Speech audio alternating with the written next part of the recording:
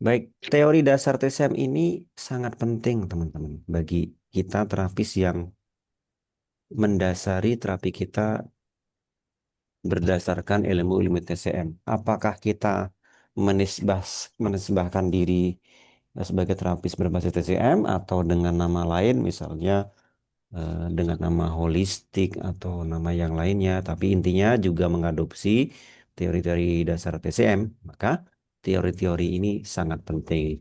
Kita mulai dari teori yin yang ya.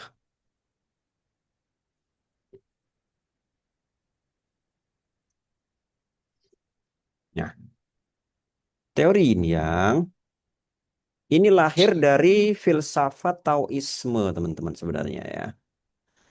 Cuman di zaman modern ini sudah nggak ada hal-hal yang sifatnya itu teologis, yang berbau teologis ya. Orang-orang dulu, orang-orang Cina kuno, orang-orang Tao dulu itu mengamati alam semesta. Jadi teori yin yang disajikan dalam buku-buku TCM itu adalah teori-teori yang logis ya. Teori itu yang logis, yang masuk akal, diterima oleh seluruh dunia. Sebagaimana dalam teori-teori barat, ada teori-teori kuman, germ teori itu juga diterima di seluruh dunia. Padahal dulu, zaman dulu juga ada kaitannya dengan teologi kaum pagan. Ya. Dan kita bisa menerimanya dilepaskan dari teori kaum pagan. Ya. Sebagai sebuah teori yang dianggap logis di zaman ini. Dan diterima secara universal. Orang kuno, Cina kuno, mengamati fenomena alam semesta, mengamati fenomena alam semesta. Salah satunya adalah fenomena terbit dan tenggelamnya matahari. Mereka mengamati pada pagi hari matahari terbit. Ya, efeknya apa? Efeknya alam mulai cerah, mulai terang. Terus suhu udara yang tadinya dingin kembali menjadi hangat. Ya, matahari semakin meninggi, cahaya semakin terang dan lebih hangat. Ya, lebih hangat. Puncaknya pada tengah hari jam 12 siang. Itu lagi terik-teriknya, lagi panas-panasnya, dan lagi terang-terangnya. Kan begitu. Kemudian bergeser ke arah barat, berkurang cahaya, berkurang suhunya, sampai akhirnya tenggelam. Ya, tenggelam, kembali menjadi redup, dan suhu mulai dingin lagi.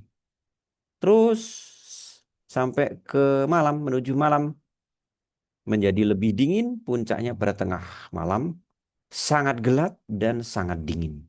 Ya. Kemudian kembali ke fajar, kondisi fajar sampai terbit matahari, terjadi perubahan dari gelap, sangat gelap, dan sangat dingin, kembali menjadi ada cahaya, mulai ada bibit-bibit cahaya, lalu terang kembali di pagi hari. Jadi di alam semesta ada siklus perubahan dari kondisi dingin menjadi kondisi panas, dari kondisi gelap menjadi kondisi terang. Lalu apa sih kita pentingnya? Ngapa sih kita harus belajar yang kayak gini? Ini tujuannya adalah melatih logika kita. Jadi kita terapi nggak pakai ini, nggak pakai matahari, teori matahari atau teori tengah malam. Tapi logika di balik perubahan alam semesta ini bersifat universal. Bersifat universal. Dari pengamatan yang ada di alam semesta ini, orang kuno merumuskan teori yin dan yang. Begitu. Jadi tengah malam ini adalah kondisi paling yin, paling dingin, ya kan? Di sini paling dingin, paling gelap. Ini kondisi yang sangat yin, ya, sangat yin, ya, sangat statis gitu. Kemudian yin ini ternyata menyimpan bibit-bibit yang. Ini yin kondisi dingin, gelap, menyimpan bibit-bibit cahaya, menyimpan bibit eh, panas. Ya. Bibit ini mulai nampak ketika fajar menyingsing. Ketika fajar menyingsing dini hari, mulai ada secercah cahaya di ufuk timur. Ini namanya dalam yin terdapat bibit yang. Yin itu diwakili oleh gelap, diwakili oleh dingin. Ternyata tersimpan di dalamnya bibit hangat, panas, dan cahaya. Pada pagi hari, bibit itu muncul. Muncul menjadi cahaya, menjadi panas. Panas matahari. Sampai puncaknya pada tengah hari. Ya. Yang tadinya kondisi yin mulai berubah menjadi kondisi yang di pagi hari. Ya, di pagi hari berubah menjadi kondisi yang puncaknya adalah pada terik siang matahari. Yang tadinya kondisi yin penuh, ya, tengah malam ini dinamakan yin penuh karena puncaknya yin, atau istilah lainnya yin di dalam yin, yaitu yin penuh atau yin di dalam yin. Pada pagi hari ini berubah menjadi yang di dalam yin. Maksudnya gimana sih yang di dalam yin? Maksudnya di sini itu ada bibit yang, tapi kondisi masih masih yin. Pagi hari itu kan masih dingin ya. Pagi hari masih dingin, masih gelap, ya kan? Tapi ada bibit yang sudah mulai ada cahaya, sudah mulai ada sedikit kehangatan. Tapi kondisi masih yin, masih bagian dari malam. Itu masih gelap. Nah, mulai menetas atau muncul di pagi hari ketika matahari terbit. Ya, mulai terjadi perubahan dari kondisi yin ke kondisi yang. Ya, gitu. Sampai puncaknya pada siang hari. Nah, siang hari ini dinamakan yang penuh atau yang di dalam yang. Kemudian dari tengah hari berubah ke sore hari, yangnya berkurang, panasnya berkurang, terangnya berkurang, ya, tergantikan oleh mulai ada redup atau gelap. Berarti ini muncul yin lagi di sini. Ya, pada sore hari mulai ada bibit-bibit kegelapan dan bibit-bibit dingin di sore hari. Ini dinamakan yin di dalam yang. Ya. Ada bibit yin di dalam yang. Karena masih sore hari, masih terang. Masih bisa membedakan warna merah, warna putih, ya kan? Masih terang dan masih hangat, belum terlalu dingin. Nah, di sini mulai ada bibit-bibit kegelapan dan bibit-bibit dingin. Gelap dan dingin itu adalah bagian dari yin. Di sore hari dikatakan ada bibit yin di dalam yang. Kemudian berubah lagi sampai ke tengah malam. Kembali kepada kegelapan, kembali kepada dingin. Nah, ternyata fenomena ini, ya, fenomena siklus siang dan malam, ini juga terjadi di alam semesta, siklus-siklus yang lainnya ya. Ini kan siklus yang sifatnya makro, ternyata juga terjadi pada sistem yang lebih mikro, yaitu tubuh kita manusia. Ya. Tubuh kita juga mengalami siklus yin yang. Contohnya gimana? Mungkin teman-teman ada yang bisa ngasih contoh? Hmm? Silakan. Jenjang. Kalau ada yang bisa ngasih contoh, silakan. Di tubuh kita gimana? Ada nggak siklus yin yang? Nah, kita misalnya ya, malam hari kita tidur ya kan? Tidur, tidur juga mewakili kondisi yin. Nah, siang hari kita beraktivitas. Beraktivitas itu kondisi yang. Nah, tubuh kita, tubuh kita bagian bawah kaki itu bagian yang lebih yin. Bagian atas ya, kepala itu bagian yang lebih yang. Di kepala ya di kepala tubuh kita itu mengalir semua meridian-meridian yang ya. Meridian-meridian yang. Jadi meridian yang itu bertemu di area kepala. Adapun meridian meridian yin itu bertemu di area dada. Dikatakan bahwa area dada itu lebih yin dibanding area kepala. Itu contoh. Contoh lain, ya, bagian atas dari tubuh kita, ya ini seperti eh, keadaan alam semesta. Di alam semesta itu kan ada matahari atau ada langit gitu ya. Ada langit, kemudian ada bumi, ada manusia. Nih, contohnya nih misalnya langit, ya. Ini misalnya langit, di sini ada manusia gitu ya. Ini bumi gitu ya. Langit di tubuh kita itu kepala, gitu ya. Tubuh kepala kepala. Dan manusia di sini ini area dada perut gitu kan. Kemudian bumi area bawah, ya, area bawah dari tubuh kita. Nah, di bawah perut ya atau pusar ke bawah itu area bumi ini contoh ya. Berarti area yin, area bawah area yin, area atas area yang. Nah, di alam semesta juga begitu. Ini sistem yang makro di alam semesta.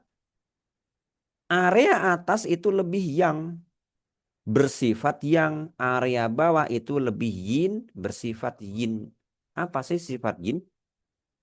Sifat yin apa? Tadi udah kita bahas sebagian sifat yin ya. Ada yang bisa kasih contoh tadi? Beberapa contoh sifat yin mungkin? Silakan. Tadi sudah kita singgung ya pada siklus siang malam tadi. Nah, biar lebih Dingin, dingin, betul. Terus apa lagi? tidak tidak bergerak, Tidak bergerak, betul. Apalagi? Gelap ya. gelap ya. Gelap ya. Nah, selain mengamati siklus juga mengamati benda-benda. Nih lihat nih di alam semesta nih. Di atas nih ada apa nih? Di atas nih. Ada matahari. Terus apa lagi? Awan. Apa lagi? Udah, udara. Ya kan? Matahari bergerak. Awan bergerak. Udara juga bergerak. Dia lebih dinamis ya kan? Betul nggak? Sekarang bagian bawah. Bagian bawah ada tanah. Mungkin ada batu. Ya kan? Ada air. Ya kan?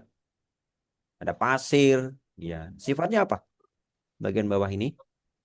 Pasir atau batu. Sifatnya apa? Yin, Berat. Betul nggak? Bergerak nggak? Kalau nggak digerakkan dia nggak gerak. Ya kan? Lebih statis. Benda-benda yang ada di atas ini lebih dinamis, lebih bergerak, lebih mobile. Benda yang ada di bawah lebih statis. Ya, lebih statis. Jadi yang ya, benda-benda yang ada di area atas ini di alam semesta melambangkan atau mempunyai sifat-sifat yang. Bagian yang benda-benda yang di bawah itu mempunyai sifat-sifat yin. Apa tadi?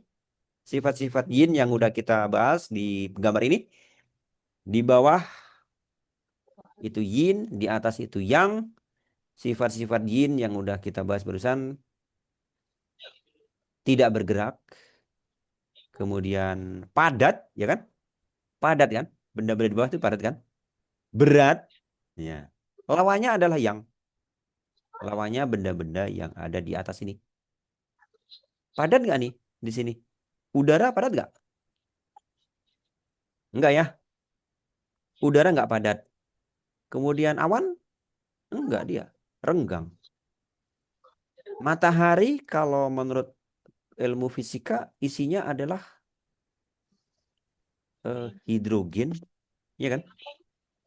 Dia unsur eh, hidrogen dan helium kalau nggak salah. Saya lupa ya.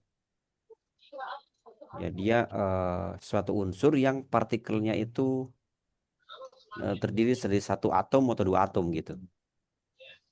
Nah di sini terjadi reaksi fusi yang energinya sangat besar. Ini itu menurut ilmuwan fisika.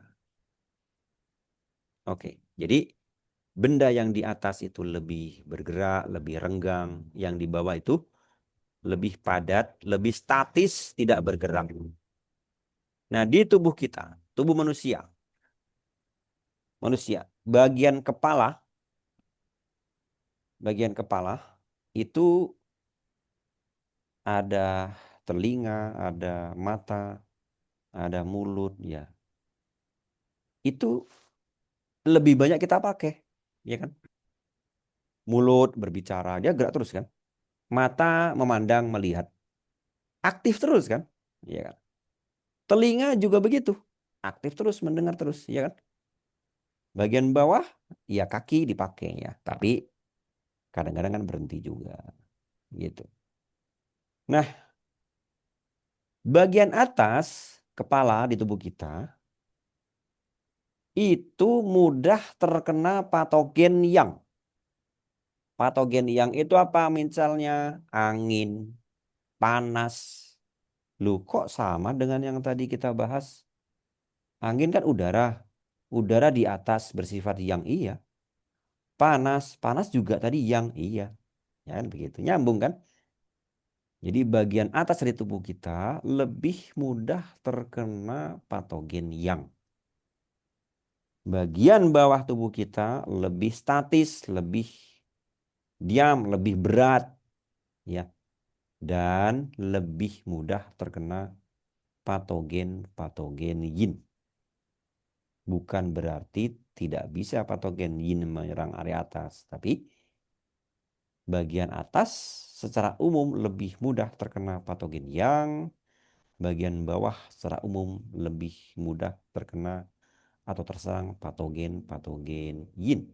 Begitu. Nah, sekarang kita lihat nih. Ini di alam semesta seperti itu. Di tubuh kita juga, ya tadi kan dijelaskan, bagian bawah itu yin, bagian atas itu yang, gitu ya. Nah, di bagian atas tubuh kita, tangan kanan itu adalah yin, tangan kiri itu yang, begitu ya. Tangan kanan itu yin, tangan kanan itu yang. Ini saya ada gambarnya sebentar. Loncat ke sini ya.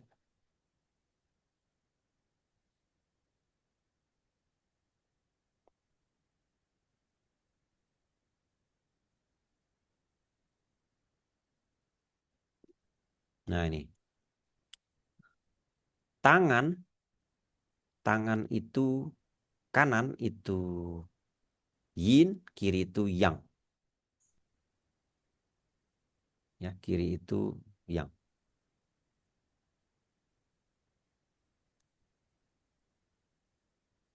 Jadi bagian kanan tubuh kita itu yin, bagian kiri tubuh kita itu yang. Nah, kalau bagian atas dan kiri, atas dan kiri, maka atas itu yang, kiri itu juga yang. Berarti yangnya lebih kuat. Bagian bawah dan kanan, bawah dan kanan, bawah itu yin, kanan juga yin. Berarti bagian kanan yinnya lebih kuat. Apa yang terjadi pada tubuh kita? Kebanyakan dari manusia, mata kanan, telinga, sorry, mata kiri, telinga kiri lebih kuat dibanding yang kanan. Ya, karena di sini apa? Di sini yang di dalam yang, ya seperti tadi teori siang malam ya. Tengah hari itu adalah yang di dalam yang. Ya. Nih di tubuh kita juga eh, telinga kiri, mata kiri bagi sebagian besar orang lebih kuat dibanding yang kanan. Tapi kalau tangan dan kaki, tangan dan kaki, ya ini area yin, bawah itu yin, kanan itu yin. Ya, berarti bawah dan kanan itu yin di dalam yin. Bagi kebanyakan orang, sebagian besar, kaki kanan itu lebih kuat dibanding dengan kaki kiri. Nah, ini contoh aplikasi ya. Nanti kita ulang lagi nih, karena mungkin tidak bisa mengikuti sekaligus ya teman-teman, kalau saya terlalu cepat. Oke, kembali lagi. Kita kembali ke analogi yin yang. Tadi kita udah bahas perubahan yang ada di alam semesta. Ya, nih siklus siang dan malam. Nah, kita sekarang petakan nih. Dari pengamatan eh, orang-orang kuno terhadap alam semesta. Nah, kita bayangkan sekarang kita juga orang-orang kuno gitu ya. Kita juga orang kuno zaman dulu. Kita ngamati alam semesta.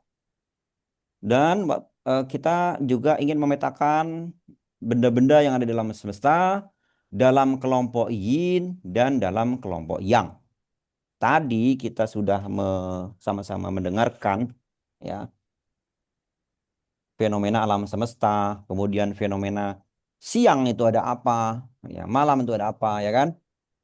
Nah, kita lihat nih di siang di di kelompok yang itu ada siang, ya kan? Siang itu ada cahaya matahari, maka cahaya juga yang, ya. Siang itu ada matahari, maka matahari juga termasuk kelompok yang. Siang itu terang benderang karena ada cahaya matahari, maka terang itu juga masuk kelompok yang. Siang itu manusia beraktivitas, bergerak, maka aktivitas bergerak itu masuk kelompok yang. Baik, sampai sini dulu. Kira-kira cukup bisa mengikuti nggak teman-teman? Takutnya saya kecepatan. Ya ngomongnya kecepatan kayaknya ini. Ya. Nah, kalau kecepatan boleh protes ya. Silakan protes ya. Oke, kalau di tengah jalan mau ditanya, ada yang ditanyakan, boleh silakan. Ini ya, saya ulangi ya.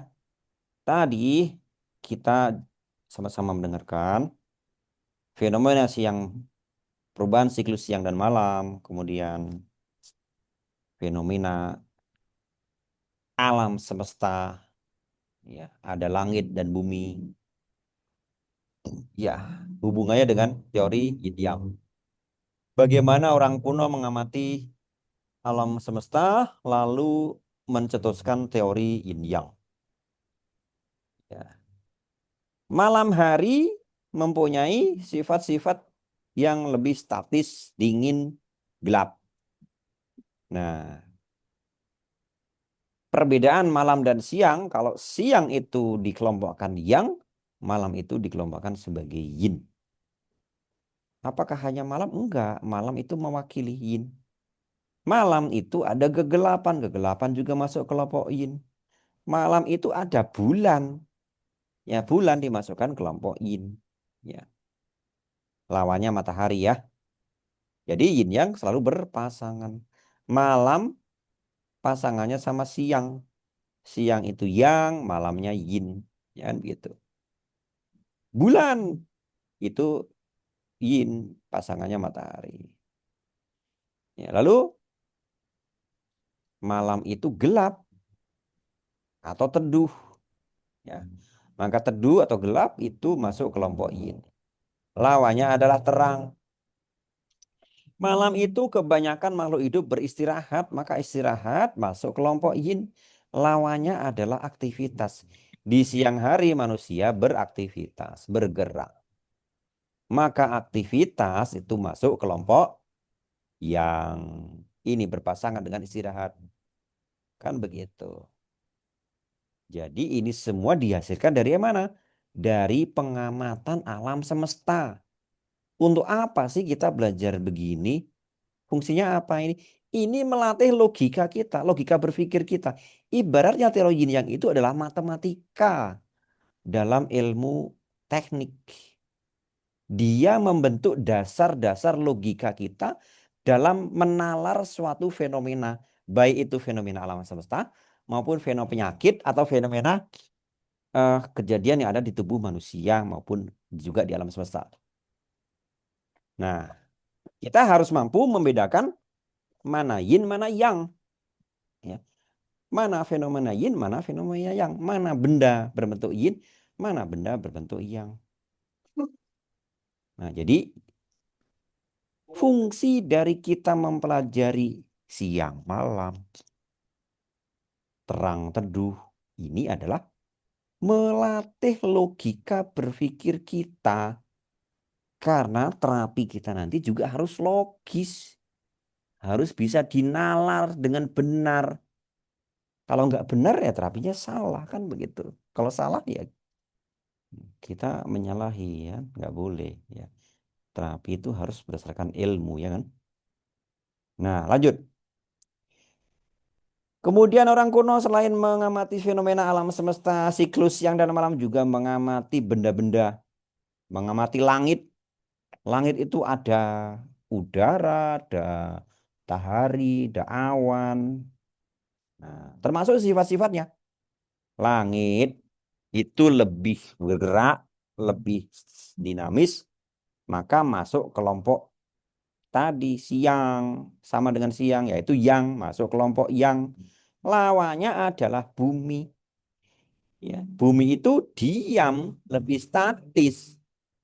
Dia masuk kelompok yin beserta sifat-sifat dari bumi. Langit beserta sifat-sifat dari langit masuk kelompok yang. Apa sifat-sifatnya? Ya, ada ini ya, cahaya, ada matahari, ada terang dan sebagainya. Nah, juga termasuk di dalam kelompok yang itu bulat ya. Bulat masuk kelompok yang. Lawannya adalah datar ya. Lawannya adalah datar. Datar masuk kelompok yin. Kenapa? Di langit ada benda-benda yang bulat, ada matahari, ada bintang, ya kan? Ada bulan. Bulat ini di langit. Ada benda-benda bulat. Masuk kelompok yang. Ya. Di bumi kita melihat bumi sebagai hamparan yang luas, datar. Ya, walaupun bumi bentuknya bulat ya. Namun yang kita lihat kan nggak bulat. Yang kita lihat itu datar bumi itu. Jadi datar masuk kelompok in. Ya. Kemudian waktu. Waktu dikaitkan dengan yang. Ya.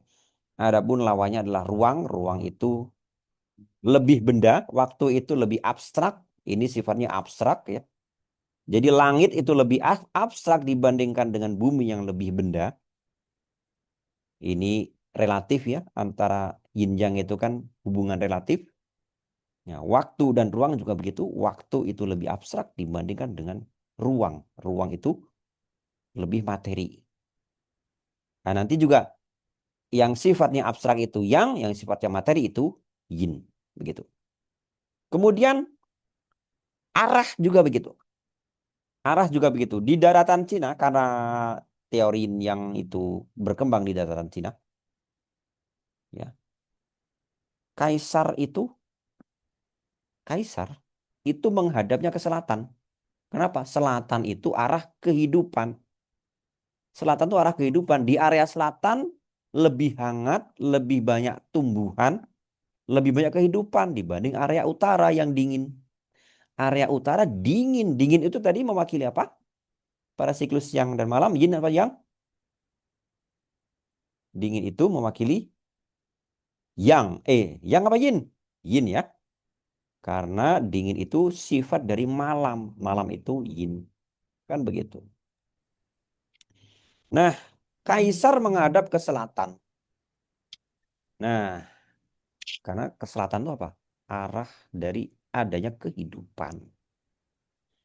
Nah, ketika kaisar menghadap ke selatan, tangan kiri ada di mana, teman-teman?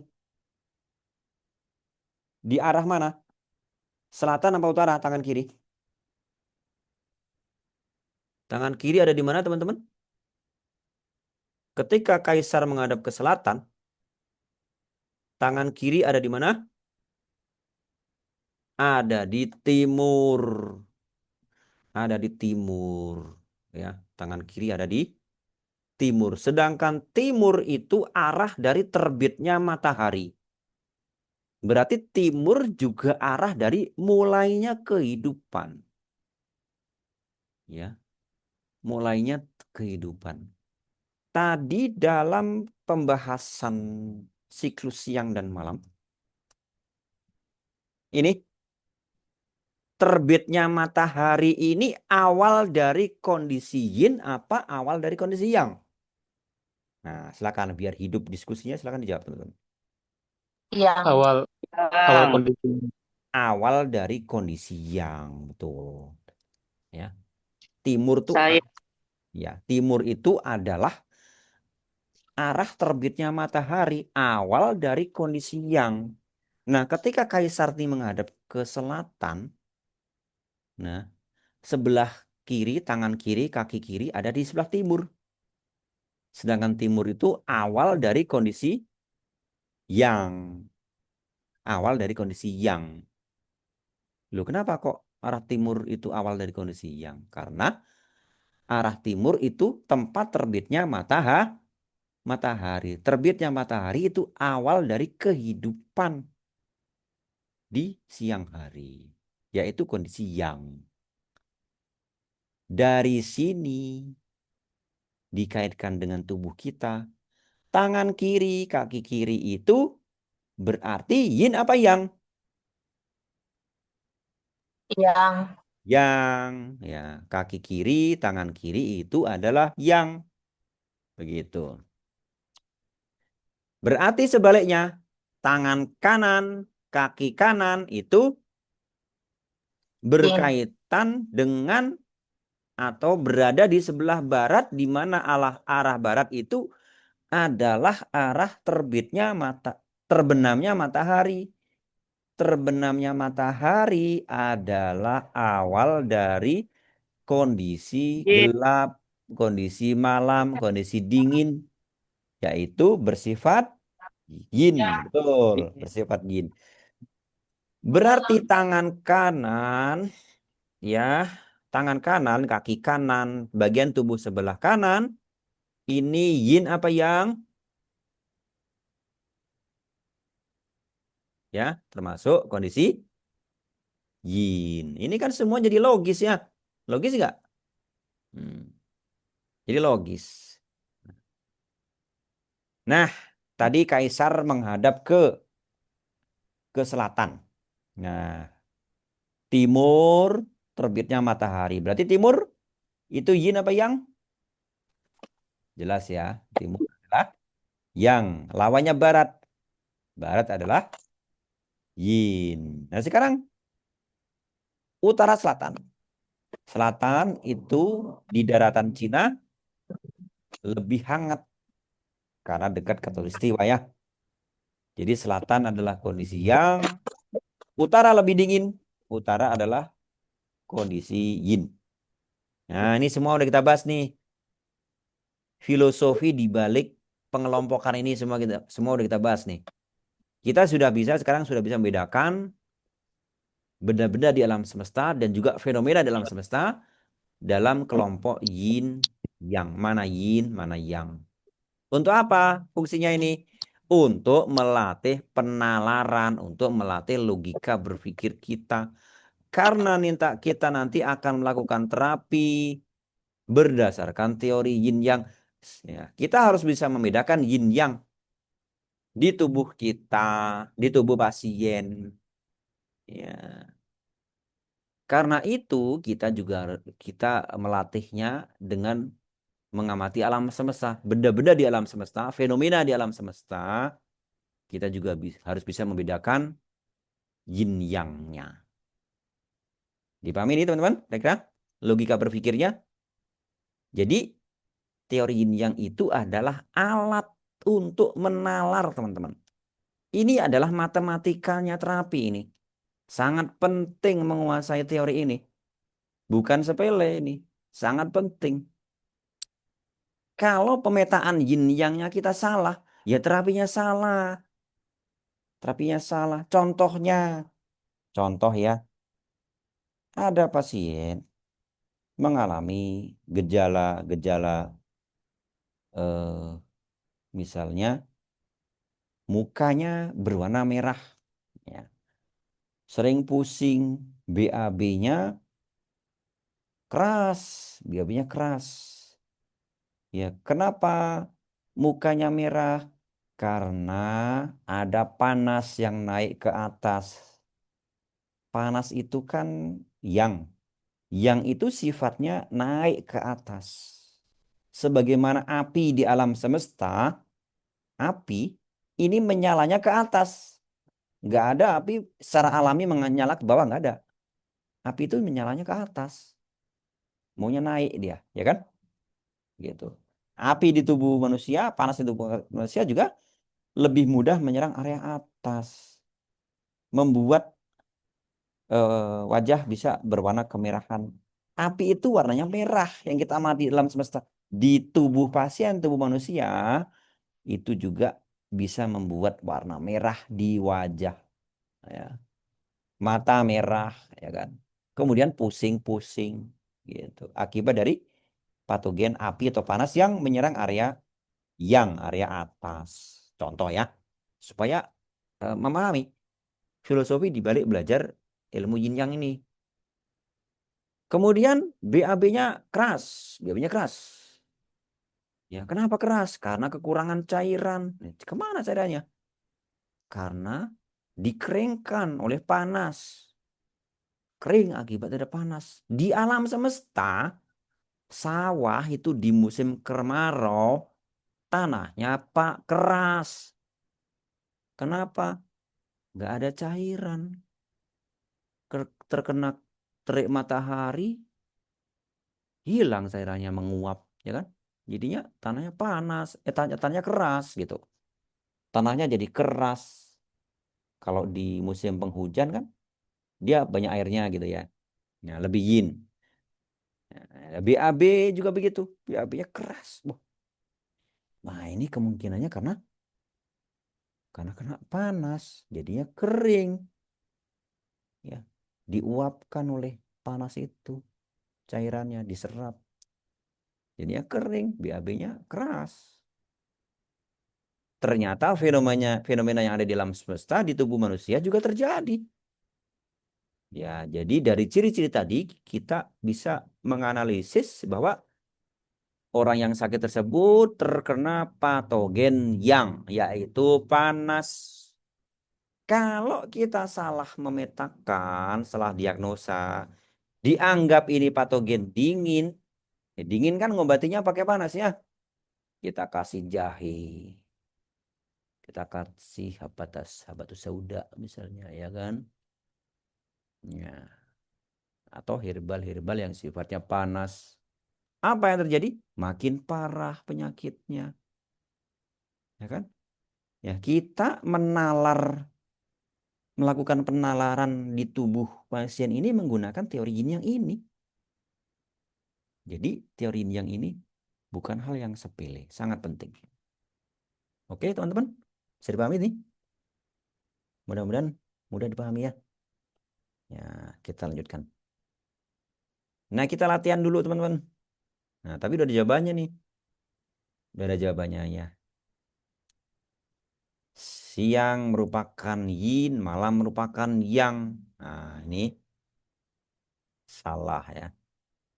Ya udah nih, udah ada jawabannya nih, nggak menarik lagi nih ya. Udah kita skip aja nih.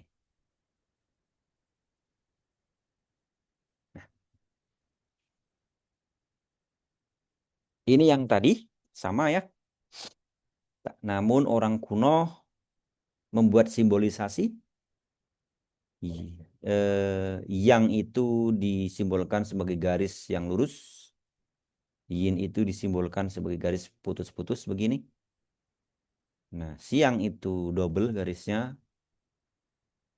eh, garis penuh semua. Adapun sore hari ini satunya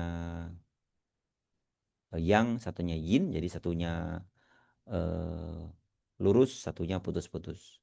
Malam hari disimbolisasi dua garis putus-putus. Pagi hari juga mirip sore hari tapi kebalik ya. Garis lurus dan garis putus-putus. Ya. Kemudian penamaannya, malam hari ini dikatakan sebagai yin penuh, pagi hari atau malam hari ini dikatakan yin di dalam yin, istilahnya begitu. Ya. Kalau di tubuh manusia tadi kaki kanan itu yin di dalam yin, karena kaki kanan itu berada di bawah, bawah itu yin, kemudian di sebelah kanan, kanan itu yin, gitu ya. Kemudian pagi hari ini disebut sebagai yang di dalam yin. Ya. Contohnya kalau di tubuh manusia, area area bawah itu kan yin, kaki kiri itu yang. Berarti kaki kiri itu merupakan yang, tetapi di area bawah, berarti yang di dalam yin, gitu. Kemudian siang hari ini yang penuh, ya yang penuh kalau di tubuh manusia, misalnya mata kiri, ya mata kiri kiri itu yang, kemudian berada di area atas itu yang. Berarti mata kiri itu yang di dalam yang. Kemudian sore hari, sore hari itu yin di dalam yang, karena dia perubahan antara yang menuju ke yin, siang menuju ke malam. Berarti di sore hari itu ada bibit yin tapi masih yang. Bibit malam tapi masih siang. Sore hari dikatakan sebagai yin di dalam yang. Tubuh manusia contohnya adalah mata kanan, ya. Mata kanan itu adalah yin tapi berada di atas. Atas itu yang. Berarti yin di dalam yang. Mungkin ada yang nggak paham, boleh didiskusikan ya. Atau terlalu cepat, boleh protes ya, silakan. Nah, ternyata aplikasinya bukan hanya fenomena siang malam. Juga orang kuno mengamati perubahan musim. Dari musim dingin, musim semi, musim panas, musim gugur. Ya, musim dingin sifatnya seperti malam hari, yaitu puncaknya dingin, kemudian lebih gelap, ya kan? Lebih gelap, lebih kurang matahari. Ya, itu musim dingin. Puncaknya yin. Ya. Kemudian pohon-pohon dan tumbuh-tumbuhan, hewan, manusia banyak yang meninggal di musim dingin. Banyak juga kalau nggak meninggal banyak yang sakit parah di musim dingin. Ya, seperti tumbuh-tumbuhan ini kan setelah musim gugur pada berguguran, yang nggak kuat di musim dingin dia mati. Di musim semi yang tadinya itu gugur masih hidup, dia mulai bersemi kembali, mulai ada tanda-tanda kehidupan. Ya, di alam semesta pun begitu, mulai ada secercah kehidupan, kehangatan, cahaya, ya kan? Ya, tumbuh-tumbuhan, hewan juga begitu. mulai bersemi kembali. Ya. Ini analoginya atau sama dengan terbitnya matahari kalau siklus siang dan malam. Kalau siklus musim, maka musim semi. Kemudian puncaknya adalah pada musim panas. Itu paling yang atau yang penuh atau yang di dalam yel, ya, sama dengan terik siang matahari, ya. Kemudian eh, sifat-sifatnya juga mirip dengan kondisi siang hari, ya. Jadi puncaknya panas, gitu.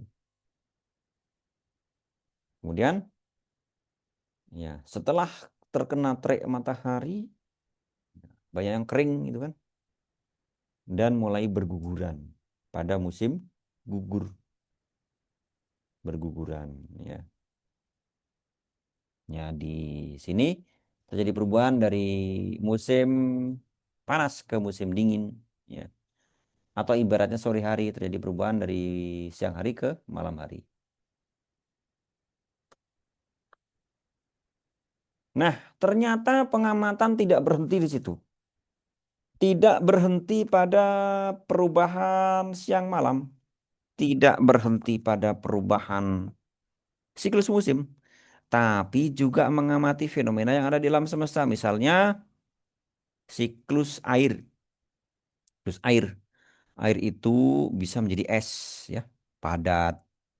Es kemudian bisa mencair jadi cair. Berarti es itu lebih yin dibanding air. Air lebih yang dibanding es, ya. Air itu ternyata kena matahari, kena panas, dia menguap. Jadi apa? Jadi awan. Jadi uap air. Nah, berarti air lebih yin dibanding uap air atau awan. Tapi air sifatnya kalau dibanding es, dia lebih yang. Berarti yin yang ini bisa bersifat relatif. Air kalau dibanding dengan awan, dengan uap itu lebih yin. Kalau dibandingkan dengan es, air itu lebih yang. Kan begitu. Nah, kemudian dari uap air itu bisa berubah menjadi air lagi dalam bentuk hujan. Berarti dari kondisi yang bisa berubah menjadi kondisi yin kembali. Ini juga eh, menjadi siklus, ya. Siklus, tapi dia ada sifat yang berubah yaitu kepadatan benda. Bendanya sama-sama air, tapi bisa berubah menjadi es, padat, kemudian air yang liquid, cair. Kemudian uap air yang lebih bisa bergerak kemana-mana, lebih mobile, ya kan? Dan kembali berubah menjadi air dalam bentuk hujan. Jadi yin yang bisa diterapkan pada kepadatan suatu benda. Nah, kita bisa mengembangkan logika tadi, logika yin yang, dari fenomena yang ada di sekitar kita. Misalnya kebakaran, hutan terbakar atau meja terbakar, ya kan? Meja itu padat dia. Padat itu apa? Yin apa yang? Ya, kita tanya, ya. Udah pada tahu jawabannya, tapi ya nggak apa-apa lah. Mas Miku, Ya, Pak. meja itu kan padat. Ya, Berarti dia itu yin apa yang? Yin. Yin. Lalu meja itu terbakar. Meja terbakar menjadi api kan? Ya, Tadinya kan nggak ada api, terbakar ya, jadi api. Api itu yin apa yang? yang. Yang. Nah, meja itu sifatnya padat, lebih material, dia lebih yin. Kalau api sifatnya nggak ada bentuknya dan nggak bisa dipegang, nggak bisa dipegang. Dibandingkan dengan kayu atau meja, api lebih non material, ya, No, non ya. material, non material, non substansial, non substansial. Nanti di sini kita bisa ambil istilah atau parameter yang lain atau pengelompokan yang lain. Yang berbentuk benda-benda yang berbentuk padat dan material bisa dipegang itu lebih yin dibandingkan benda yang berbentuk non material, lebih bergerak, non substansial. Itu mewakili yang. Yang itu kayak sifat nggak sih ya? Ya, bisa sifat, bisa benda, ya kan? Oh, Nah, Li Ce pada abad 5 sebelum Masehi membuat suatu kaidah atau filosofi. Segala yang murni dan ringan cenderung naik ke atas membentuk langit. Murni, ringan, ya kan? Apa yang murni, yang ringan apa? Api, api ringan. Uap, asap, udara, gas, itu ringan. Membentuk langit, ya, membentuk udara. Langit dalam bahasa yang kita pakai ini bisa berarti udara atau segala yang ada di atas kita. Segala yang ada di atas kita yang sifatnya ringan. Ya. Udara, awan, gitu kan. Membentuk langit. Jadi yang ringan, yang murni naik ke atas membentuk langit. Sebaliknya, segala yang kotor, yang pekat, yang berat cenderung ke bawah membentuk bumi. Kalau kita melempar batu, turun ke bawah lagi, ya kan? Karena berat, ya kan? Karena berat. Nah, benda-benda di alam semesta juga begitu, ya kan? Tadi meja, batu, sifatnya berat, cenderung turun ke bawah, tahu. membentuk bumi. Dan bumi itu dibentuk atau disusun oleh benda-benda yang padat dan berat. Kan begitu. Oke, dipahami ini ya, teman-teman? Ya, terima kasih Pak. Terima kasih. Nah, di tubuh kita gimana? Di tubuh kita gimana? Kita makan nasi padat kan? Nasi padat. Nah, nasi itu nanti bisa berubah menjadi ci dan darah, ya kan? Yang kotor dibuang lagi. Dibuangnya ke atas ke bawah? Ke bawah, ya kan? Lewat BAB. Lalu ci-nya itu naik ke paru-paru, ya. Ya, congci apa Kamu namanya? Awalnya kuci dari limpa naik ke paru-paru, kemudian dikombinasi dengan ci dari udara membentuk eh, ingci, ya kan? Membentuk ingci dan weici. Membentuk ingci dan weici. Oke, nanti itu kita bahas di belakangan ya, di teori ci. Baik, sampai sini ada pertanyaan mungkin teman-teman yang mau dibahas? Nah, ini Pak, kaidah. maaf itu apa ya gambarannya ya? Gimana, Pak? Kalau apa ya? Kalau Ci itu kayak sederhananya itu kayak apa ya Pak ya? Ya, Memahaminya. sederhananya tenaga gitu aja. Oh, tenaga, energi Ya, gitu ya. energi ya. Paling mudahnya gitu. Dalam bahasa kita, energi, tenaga. Oh iya, terima kasih Pak. Ya, terima kasih. Banyak perdebatan kalau pada dan istilahnya, tapi kita kan cari yang mudah dipahami aja kan. Pak, Energi. kayak Ci itu kayak tenaga dalam tak? Kayak orang Cina itu. Ya itu Ci juga. Oh, Ci juga. Nah, Kayak sama, kayak prana kayak gitu. ya kalau dalam istilah Ayurveda itu bagian dari ilmunya orang India, ilmunya orang Buddha kayaknya ya. Itu ya prana gitu. Mirip-mirip gitu. Kalau di teori Oh, Cina, Ci. terima kasih Pak. Kalau Ya, di Ci. teori Cina itu Ci. Nanti pembahasannya lebih panjang lebar ya di teori yang berikutnya. Siap-siap Ada Pak, Ci terima yang kasih. ada yang Ci negatif, ada yang Ci yang baik gitu.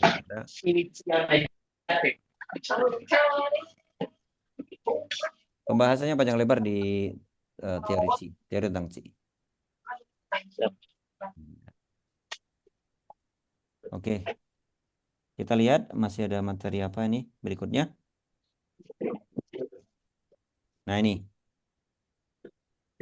dari pengamatan alam semesta, pengamatan siang malam, siklus 4 musim, mengamati fenomena yang terjadi perubahan eh, terhadap perubahan benda dari padat, cair, gas, kemudian contoh yang lain misalnya kepadatan benda, kayu, meja yang terbakar, berbagai fenomena yang terjadi di alam semesta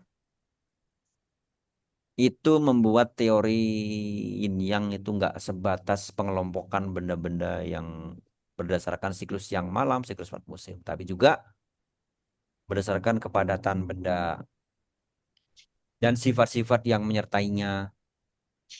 Jadi segala yang tak nggak berbentuk seperti api kan nggak berbentuk, udara nggak berbentuk, ini yang benda, meja, kursi, batu berbentuk, dia yin. Iya. Api itu menghasilkan tenaga. Mesin uap, James Watt menemukan mesin uap, uap menghasilkan tenaga. Uap itu nggak berbentuk, ya, bisa mendorong mesin, ya. Yang menghasilkan tenaga itu yang. Kemudian yang membentuk membentuk sesuatu itu yin, ya, bersifat yin. Contohnya, misalnya apa? Mesin, ya kan, membentuk sesuatu kan, pisau, Iya. ya kan, golok kan, bisa membentuk itu yin, ya. Kemudian tenaga dipakai untuk membuat sesuatu, ya. Membuat itu yang, lawannya adalah menumbuhkan itu yin. Api juga tadi selain bersifat, selain tak berbentuk juga non substansial, bukan benda. Bisa dibilang kurang bersifat benda. Kalau meja lebih substansial, dia lebih benda. Yang non substansial itu yang substansial itu yin. Iya. Api mengandung energi, energi itu yang.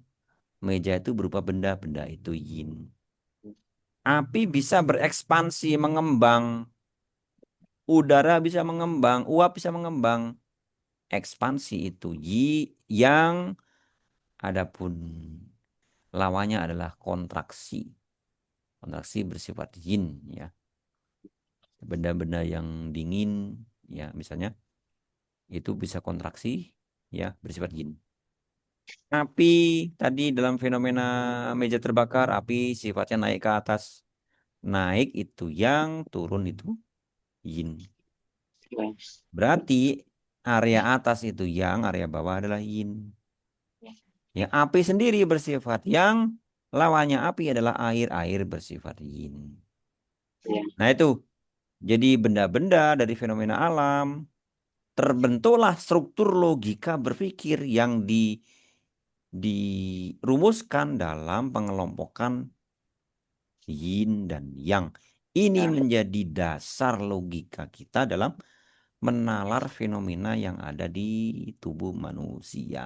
Ya, ini kita lanjutkan di eh, pembahasan yang akan datang ya untuk kelanjutannya. Untuk malam ini kita sampai di sini dulu. Silakan jika teman-teman ada yang mau dibahas. Silakan. Oh, iya. Pak, maaf bertanya. Boleh, Pak? Pak, maaf ya kalau misalkan kita itu, kalau jin sama setan itu termasuknya sifatnya yang ya Pak. Bagaimana, Pak? Bisa diulangi?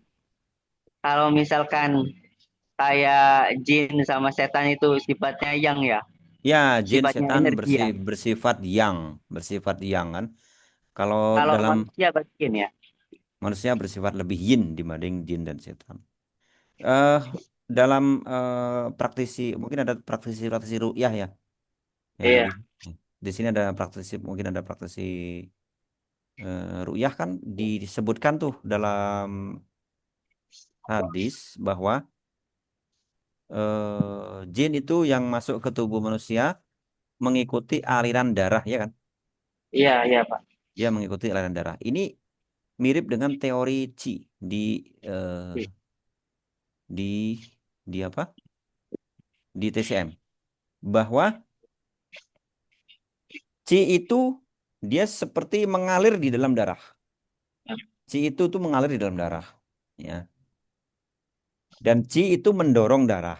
Ya. Selain mengalir juga dia bisa mendorong darah. Ya, namun nanti ya lebih detail di teori Qi. Namun kita di teori sehat tidak membahas jin, tidak membahas setan yang masuk ke tubuh manusia. Nah, ya sebenarnya ya ada yang bukan di ilmu TCM yang kita pelajari ya, tapi yang sifatnya lebih lebih ke Pengobatan. metafisik gitu ya. Ada pembahasannya, bahasanya aja. Tapi kita nggak belajar itu, ya kan. Ya, Terutama yang siap. teman-teman yang beragama Islam kan supaya tidak terjerumus ke dalam kesyirikan, ya kan, Sirikan. teman-teman yang beragama Islam, ya kan, begitu.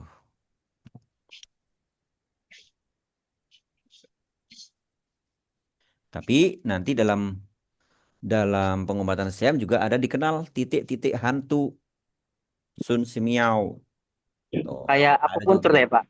Ya, akupunktur yang dia bisa mempengaruhi orang-orang yang kerasukan jin, bisa mempengaruhi itu. Jadi jin yang ada di tubuh manusia ketika ditusuk di titik hantu itu merasa terusik gitu. Saya sendiri belum pernah mempraktekkan karena saya nggak bukan praktisi yang seperti itu. Tapi teman saya Shinsei ada yang orang yang dia itu sakit tapi eh semacam sebelumnya punya ilmu ilmu kebal atau ilmu metafisik yang ada ada bantuan dari jin gitu ya. Ketika ditusuk titik-titik hantu, nah itu mengerang gitu ya. Tapi bukan suara dirinya, bukan suara orang itu, suara lain gitu. Itu suara jin yang ada dalam tubuhnya. Oh, Itu contoh ya.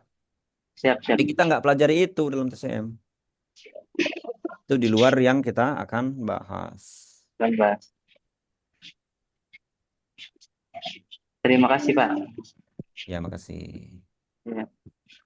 Ada lagi teman-teman? Kalau tidak ada, ya saya mohon maaf para senior yang terima kasih. Saya ucapkan terima kasih para senior dan teman-teman yang ikut bergabung dalam forum kita yang sederhana, tapi saya sangat berharap bisa membuka wawasan yang selama ini mungkin kurang bisa dipahami, jadi lebih mengerti, lebih paham gitu ya.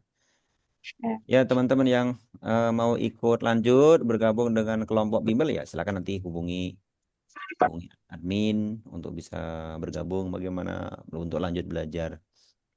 Baik, kita akhiri karena sudah jam 9. Kurang lebihnya mohon maaf. Kita bisa sambung diskusi di grup WhatsApp. Kita akhiri. Wassalamualaikum warahmatullahi wabarakatuh.